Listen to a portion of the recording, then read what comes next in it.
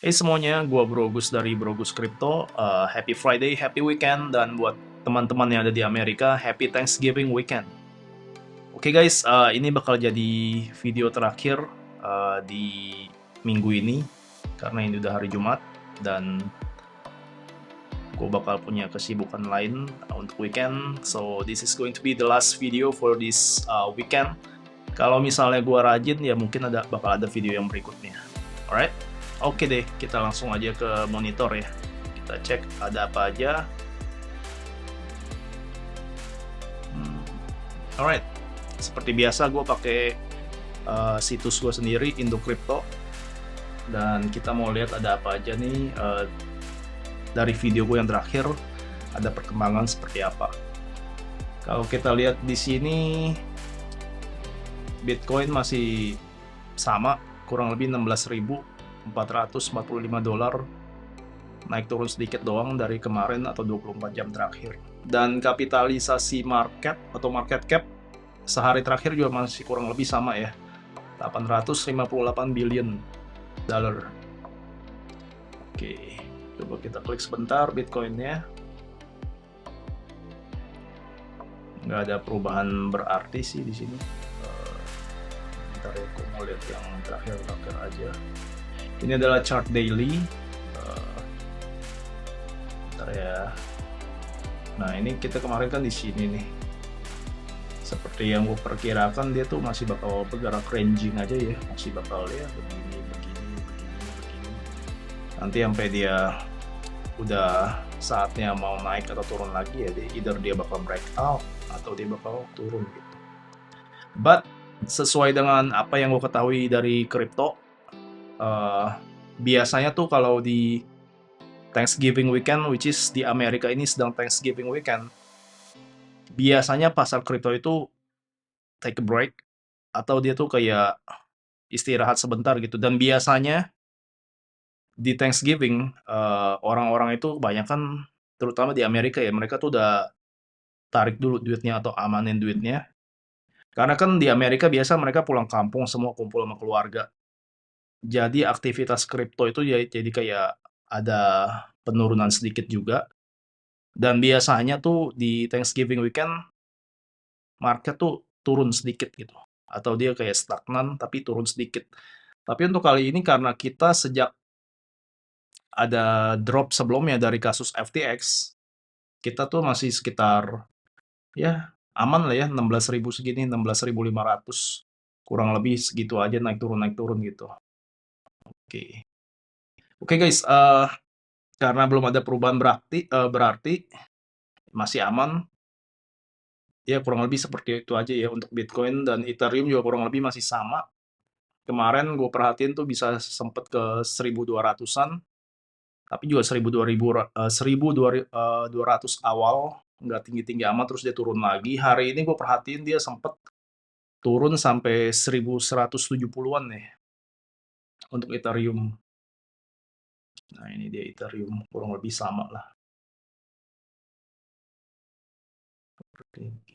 Oke guys, untuk hari ini gue pengen kasih lihat teman-teman semua nih satu fitur di Indo Crypto yang gue buat sebenarnya udah lumayan lama tapi belum pernah gue introduce ke teman-teman atau ke publik. But sekarang gue pengen kasih lihat ini fitur tuh bisa apa gitu. Oke, untuk hari ini gue bakal kasih lihat fitur cost average atau apa ya bahasa Indonesia ya, rata-rata harga ya, cost average. Pokoknya ini untuk fitur untuk menghitung kalau misalnya kita menabung kripto secara berkala, secara pelan-pelan gradual, dibanding dengan misalnya kita menabung di dalam kripto secara lump sum atau sekali jebret gitu. Kita mau lihat perkembangannya seperti apa, menang yang mana, bagusan yang mana. Oke guys, kita langsung coba aja ya. Ini kita klik di cost average. Oke, ini kita udah masuk ke dalam fiturnya.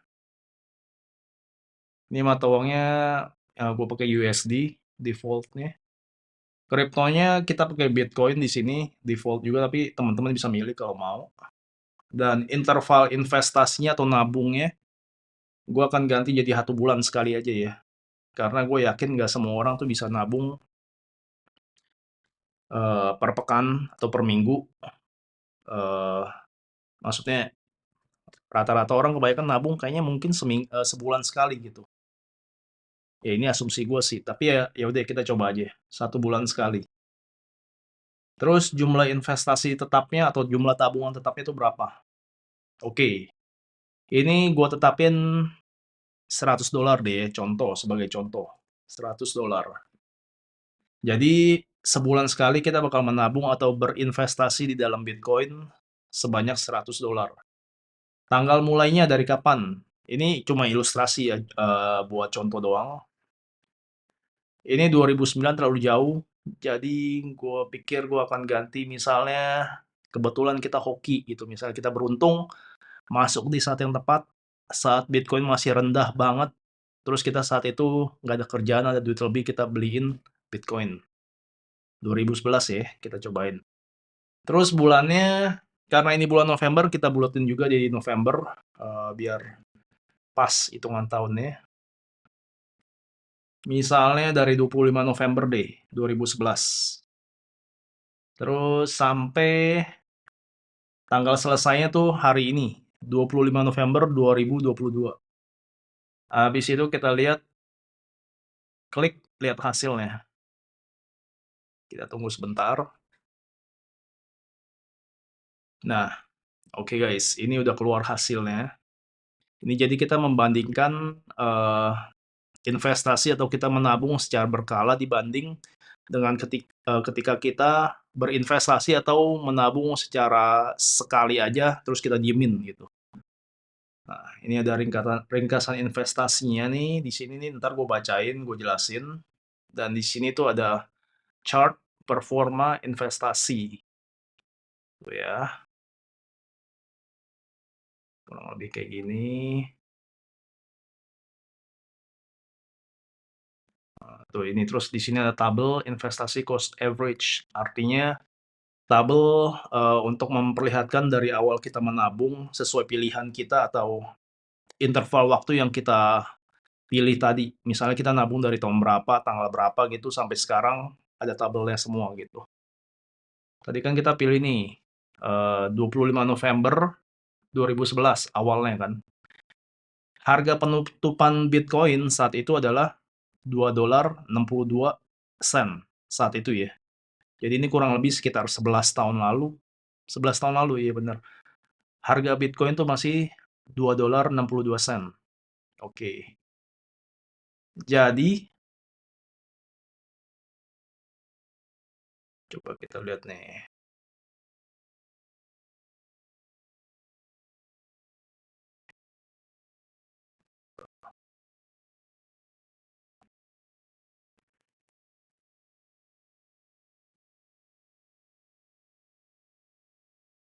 Nah, ini seperti ini guys. Ini gue agak bingung sedikit nih, sorry karena gue udah agak lama nggak pakai fiturnya dan ada sedikit bagian yang gue lupa. Ini tapi nih memperlihatkan kenaikan nih ya, misalnya tadi kan kita mulai dari tanggal 25, terus kita naik secara perlahan per bulan. Ini tanggal 26 bulan 12 2011, ternyata harga Bitcoin tuh naik tuh, hampir double, $4.33. Perubahannya kita bisa lihat 65% dari awal kita nabung gitu segala macem. By the way, ini kurang lebih tabelnya. Nanti coba teman-teman perhatiin bener apa enggak. Dulu waktu gue bikin, menurut hitungan gue bener. Tapi tolong teman-teman kalau misalnya kebetulan lagi ngecek, lagi pakai, nanti kasih tahu gue di komen nih, bener apa enggak atau gimana. Jadi kalau misalnya salah, gue bisa benerin lagi. Tapi kurang lebih ini tabelnya tuh bener-bener untuk melihat performa investasi kita atau tabungan kita secara berkala. Oke guys, sorry. Jadi sekarang gue akan jelasin nih ringkasan investasinya. Ini sebelah kiri ada secara cost average atau secara berkala kita nabung atau berinvestasi. Dan sebelah kanan ini adalah secara lump sum atau secara satu kali atau kayak sekali-sekali aja kita berinvestasi. Tapi di contoh ini kita berinvestasi secara lump sum Itu tahun 2011, tanggal 25 November. Jadi investasi kita tuh, gue baca dari sebelah kiri dulu deh ya. Secara cost average, investasi $100 per 1 bulan di Bitcoin. Rentang waktu dari 25 November 2011 sampai 25 November 2022. Ini jadi ceritanya ilustrasi kalau kita punya disiplin atau kekuatan mental melewati naik dan turunnya Bitcoin, kita bisa pegang, tetap kita taruh aja, kita nggak apa-apain gitu. Ini ilustrasi doang. Jadi, dari rentang waktu ini, total investasi kita tuh kurang lebih sebanyak $57.500 atau sebanyak 575 kali investasi yang tadi kita masukin secara per bulan. Jadi total Bitcoin yang kita beli dalam rentan waktu itu adalah sebanyak 257 Bitcoin. Jadi lumayan banyak juga ya kalau kita misalnya ngelihat, jumlah sekarang itu, jumlah Bitcoin atau nilai Bitcoin sekarang. Oke, total Bitcoin dibeli 257 Bitcoin. Nilai Bitcoin Anda sekarang adalah $4.228.000. Jadi itu lumayan banyak. Tinggal dikali aja nih, $4.228.000 kali 15.500 atau 15.600 lah. Ya, kurang lebih 60 M tuh, ada gak? Jadi ini kalau ilustrasi kita nabung secara disiplin dari 2011 sampai 2022. Total investasi yang kita masukin tuh 57.500, tapi dia tuh naik menjadi $4.228.000. Keuntungan investasi kita adalah sebesar 4.170.000 atau return of investasi investment sebesar 7.000%. Lumayan juga ya, lumayan banget nih. Kita nih masuk total investasi sebesar $57.500, dan dalam rentan waktu itu karena kita disiplin menabung dan berinvestasi sesuai dengan pergerakan Bitcoin yang naik turun, tapi secara gradual tuh dia naik terus. Dia tuh udah sebesar berubah menjadi $4 juta atau dengan ROI sebesar 7.253%. Jadi lumayan banyak banget ini. Harga pembelian rata-rata kita adalah $9.667. Ini kalau dirata-ratain Bitcoin, harga Bitcoinnya. Untuk harga Bitcoin saat ini, per hari ini, yaitu $16.444. Jadi, teman-teman bisa bayangin sendiri, kalau misalnya kita melakukan tes ini, ilustrasi ini, waktu Bitcoin tuh harganya $50.000, ya ini berarti bukan $4 juta lagi ini. Ini jauh lebih besar lagi gitu. Ini hasil dari kita menabung selama 10 tahun atau berinvestasi selama 10 tahun, dan kita disiplin, kita nggak ambil-ambil, kita menabung berkala secara sebulan sekali, investasi kita tuh $100 per bulan di Bitcoin. Oke guys, dan ini kan secara cost average ya, atau menabung secara berkala, dan secara lump sum-nya atau secara kita kayak ada duit, kita langsung beli aja saat itu, kita beliin, terus kita diemin. Sorry guys, suara gue rada serak. Jadi investasi sebesar 57.500 pada tanggal 25 November 2011. Tadi kan kita jumlah investasi kita nih kurang lebih sama ya. Yang di sebelah kiri ini secara cost average 57.500, jadi kita bikin perbandingan gitu. Kalau secara lump sum pada tanggal 25 November 2011 kita investasi sebesar ini.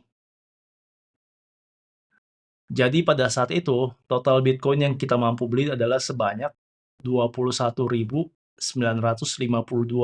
Bitcoin. Ini bahkan lebih gila lagi guys. Tapi ya ini kan ilustrasi doang, dan kalau misalnya teman-teman atau saya atau siapapun pada saat itu punya uang sebesar $57.500, kita berani gak beli Bitcoin pada saat itu? Kita beliin satu gambreng gitu, kita beli langsung $57.500, kita beliin Bitcoin di tahun 2011, dan kita diemin sampai sekarang. Saat itu kita bisa membeli 21.000 atau hampir 22.000 Bitcoin, dan nilai Bitcoin kita saat ini adalah 360 juta dolar, 900.000 kurang lebih. Ini kalau kita beliin secara gambreng ya, kita hajar langsung saat itu juga, nilai Bitcoin itu, nilai duitnya sekarang tuh 360 juta dolar. Keuntungan investasi kita adalah dari duit kita yang kita masukin 57.500 dolar pada saat itu sekali doang. Keuntungan investasi kita tuh gila banget, gila banget ini. 360 juta dolar, 930.195 dolar. Gue nyebutnya aja udah mau pusing bos, karena belibet banget gitu. Dan ini return of investment kita adalah sebesar 600.000% kurang lebih dari jumlah uang pertama yang kita masukin, yaitu sebesar 57.500 dolar sebagai ilustrasi, yaitu sekitar 11 tahun lalu kita masukin. Jadi gini guys, ini kan investasi atau tabungan itu pilihan kan, dan sesuai dengan kemampuan masing-masing. Kalau misalnya wisdom berbicara, eh, apalagi kan kemampuan orang, setiap orang beda-beda ya. Tapi wisdom yang terbaik adalah kalau kita mau menabung atau kita mau berinvestasi, yang terbaik untuk melakukannya adalah kita menabung secara bertahap. Atau ada duit lebih sedikit, atau misalnya gaji kita sisihkan sedikit, kita tabungin gitu. Seperti biasalah orang menabung gitu. Tapi instead of menabung, kita diemin aja, kita beliin investasi gitu. Jadi dalam hal ini kita investasi di kripto, di Bitcoin. Nah, jadi kayak gini, kalau misalnya sesuai dengan contoh yang kita masukin ini, kalau kita menabung secara santai, perlahan, kita nggak pusing gitu, selama 11 tahun, jumlah duit yang kita masukin per bulan itu, totalnya itu mencapai 57.500 dolar, dan dari jumlah segitu, which is yang hampir 1 M ya, kalau dirupiahin, duit itu menjadi 4.170.000 dolar, which is kurang lebih hampir 60 M. Itu benar-benar menurut gua tuh sebuah investasi yang bagus banget, dan kalau misalnya kita bandingkan secara lamsam ini, ya memang investasi secara lamsam ini hasilnya tuh bagus banget, tapi kan nggak semua orang mampu dan nggak semua orang berani gambling masukin duit gede-gede langsung dihajar kayak begitu gitu loh. Kalau misalnya untuk investasi, paling wise dan paling bijaksana adalah kita lakuin secara cost average, atau artinya berkala, bertahap, dan kita disiplin, kita diemin aja gitu. Oke deh guys, buat gue itu aja, gue cuma mau kasih lihat fitur ini, di mana kita bisa lihat kalau kita nabung atau investasi secara berkala, secara disiplin, hasilnya tuh bisa bagus kalau pasar lagi bagus. Tapi kalau misalnya kebetulan investasi kita, pilihan kita itu jelek, ya bisa juga nyungsep gitu loh. Jadi ya ini masih ada faktor hoki-hokian juga ya. Jadi teman-teman atau siapapun juga harus tahu apa yang kita lakuin gitu. Misalnya jangan kita investasi di koin super micin gitu. Kita masukin setiap bulan segini, segini, segini, segini. Itu juga namanya gambling abis-abisan gitu. Kita investasi atau kita nabung di aset yang kita tahu menjanjikan banget, atau at least secara tesis atau fundamental kita tahu bagus gitu. Oke, itu aja dari gue. Ini adalah fitur cost average di Indo Crypto. Kalian bisa coba. Dan kalau misalnya masih banyak bug atau nilainya kayak aneh atau kayak nggak bener menurut kalian, kalian kasih komen aja nanti di waktunya gue bakal benerin. Alright guys, sekarang abis ini, oh by the way guys, karena gue sering lupa di video-video sebelumnya, teman-teman jangan lupa bantuin subscribe, comment, and share. Apalagi tuh ya, subscribe, comment, and share, sama like, biar channel gue ini bisa bertumbuh. Alright guys, selanjutnya kita lihat berita 24 jam terakhir, ada apa aja. Oke, ini dari The Crypt. Bitcoin, Ethereum post modest Thanksgiving gains as crypto market close back $12 billion. Ini kurang lebih si jurnalis dari The Crypt ini cuman ya sumari lah ya. Maksudnya dia kasih tahu kalau Bitcoin secara general untuk Thanksgiving weekend kali ini tahun 2022 dia itu nggak drop sampai gimana, tapi dia berkisar secara aman di jumlah yang tadi Bitcoin 16.500-an dan Ethereum ada di 1.170-an. Ini masih aman lah ya. Kurang lebih kayak gini. Tuh kayak ini yang dia bilang nih, crypto market secara relatif masih aman setelah kegaduhan yang gara-gara kejadian FTX, SBF ya. Ini nothing special sih kurang lebih.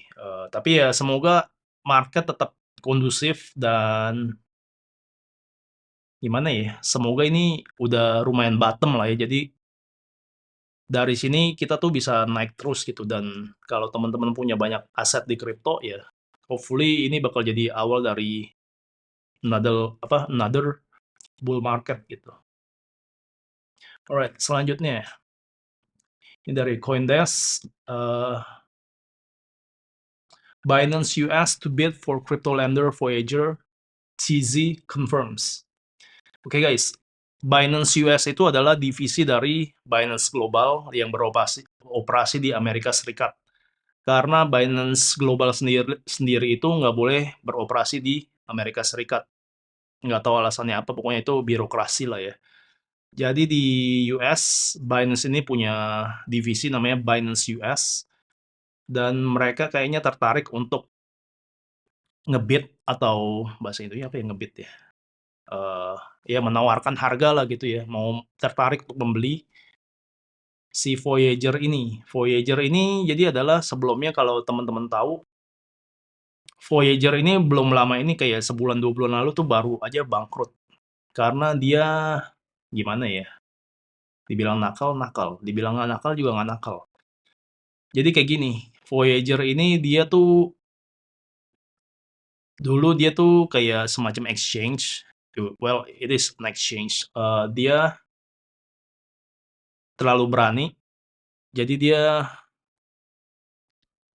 menerima aset dari market, terus dia pinjemin lagi gitu. Dia pinjemin, dia pinjemin, dia pinjemin. Tapi dengan sejalannya dengan waktu, kan crypto market tahun ini kan jelek banget kan, turun terus, turun terus, turun terus. Jadi dia sendiri tuh nggak bisa ini, akhirnya nggak bisa ketika customer dia ya pengen narik-narikin duitnya gitu, dia kewalahan karena duit yang dia mestinya dia pegang, dia udah pinjemin, dia pinjemin, dia pinjemin, terus harganya kan turun semua tuh.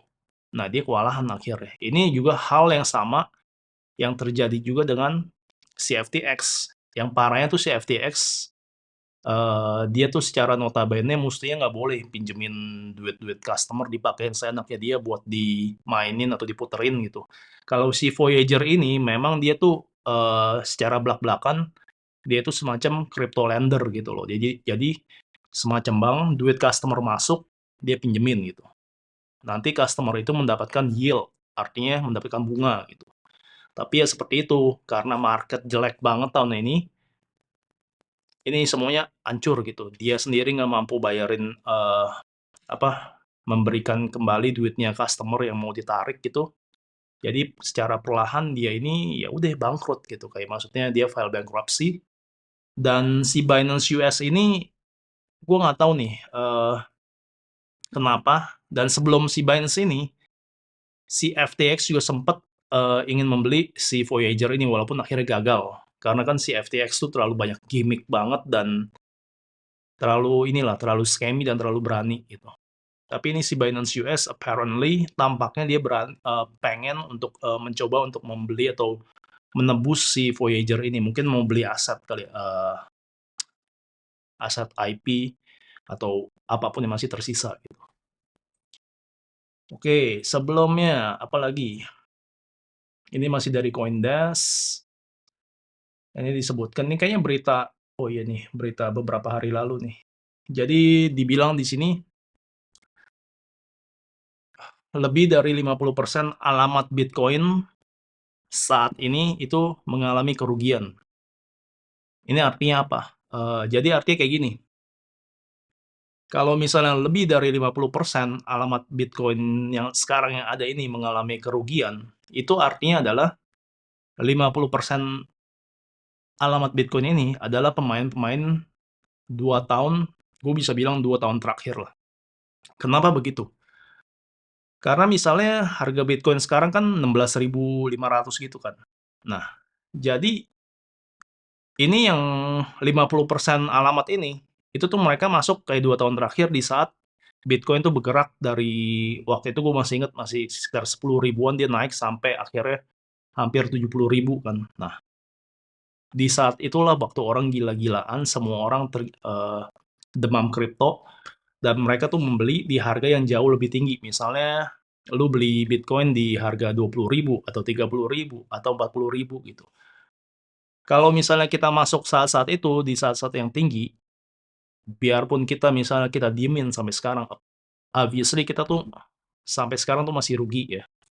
Dan ini adalah yang terjadi karena lebih dari 50% alamat Bitcoin yang ada saat ini mengalami kerugian karena yaitu pasti ini adalah alamat-alamat yang membelinya tuh atau menjadi pemain Bitcoin atau pemain kripto 2 tahun terakhir kayak gitu.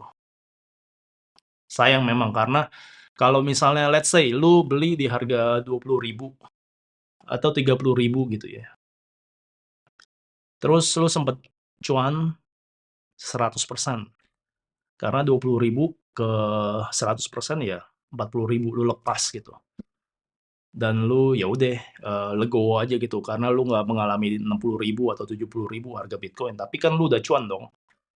Tapi ya kayak gini gitu loh. Maksudnya rata-rata orang kan pasti ada sifat rakusnya. Jadi lu diemin aja, berpikiran dia bakal naik terus. Tapi yang terjadi kan sekarang lagi bear market, crypto winter, harganya tuh turun gila-gilaan gitu. Ya, jadi gimana ya? Kalau misalnya orang itu duitnya banyak banget atau dia ini duit sampingan, nggak apa-apa, diemin aja gitu. Tapi yang disayangkan tuh kalau misalnya duit kita itu nggak banyak-banyak banget dan ini kayak apa ya? Sebenarnya cuan yang kita bisa dapetin itu lumayan banget dan kita nggak ngambil, itu sayang banget gitu loh, kayak gitu. Oke, selanjutnya ini dari Cointelegraph. Hmm, ini Belgium atau Belgia, mereka mendeklar kalau Bitcoin dan Ethereum itu bukan security atau bukan sekuritas.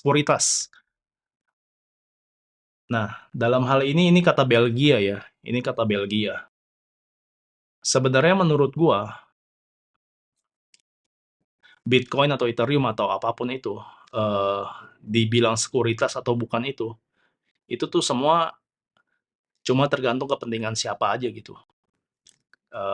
Gimana ya bilangnya? Kalau di dalam kripto, semua orang-orang yang berkepentingan di dalam kripto nggak pengen Bitcoin atau Ethereum dan lain-lainnya disebut sekuritas gitu. Kenapa nggak mau? Karena kalau misalnya Bitcoin atau kripto semua disebut sekuritas, semua peraturan sekuritas, peraturan stok, saham dan segalanya itu bakal dilemparin semua ke dalam kripto dan itu bakal bikin gimana ya? Kayak pendeknya tuh nggak enak banget deh buat orang-orang yang terlibat di dalam kripto karena semangat kripto itu bukan semangat yang terlalu overbearing, artinya orang-orang di dalam kripto itu nggak pengen peraturan yang berlebihan atau regulasi yang berlebihan gitu loh. Walaupun menurut gua regulasi yang sedikit, yang secukupnya itu memang penting gitu. Karena kalau nggak gimana ya, terlalu liar gitu. Crypto market itu banyak yang jahat, banyak yang pengen memanfaatkan dan jahatin orang. Jadi sedikit regulasi itu penting. Tapi semangat kripto yang sebenarnya adalah lebih sedikit regulasi itu lebih baik. Karena dengan demikian, si kripto ini bisa terus berevolusi dan berkembang, kayak gitu. Gue sendiri pengennya tuh kripto nggak terlalu banyak diganggu sama pemerintah atau regulasi yang berlebihan, karena itu nggak bakal bagus. Ya kalau bisa secukupnya aja lah, nggak usah berlebihan ya, kayak gitu. Ini tapi ini kayak debat semacam ini mah bakal berlanjut terus lah sampai nanti pada saatnya tuh bakal ada regulasi yang jelas dari masing-masing negara mengenai kripto, bahkan Indonesia sendiri gitu. Tapi ya gue berharap nggak ada satu negara pun yang terlalu overbearing di dalam kripto atau terlalu menekan kripto atau terlalu over regulate kripto. Jadi artinya tuh terlalu ketat gitu loh semuanya dan itu nggak bagus buat kripto. Oke deh guys, gua kira itu aja buat video hari ini dan video terakhir untuk minggu ini. Thank you buat teman-teman yang udah support channel ini, udah subscribe, udah komen, atau udah nontonin channel gua. Jangan lupa untuk subscribe, untuk komen, dan untuk bagi-bagiin ke teman-teman. Thank you guys. Happy weekend. Happy Friday. Bye-bye.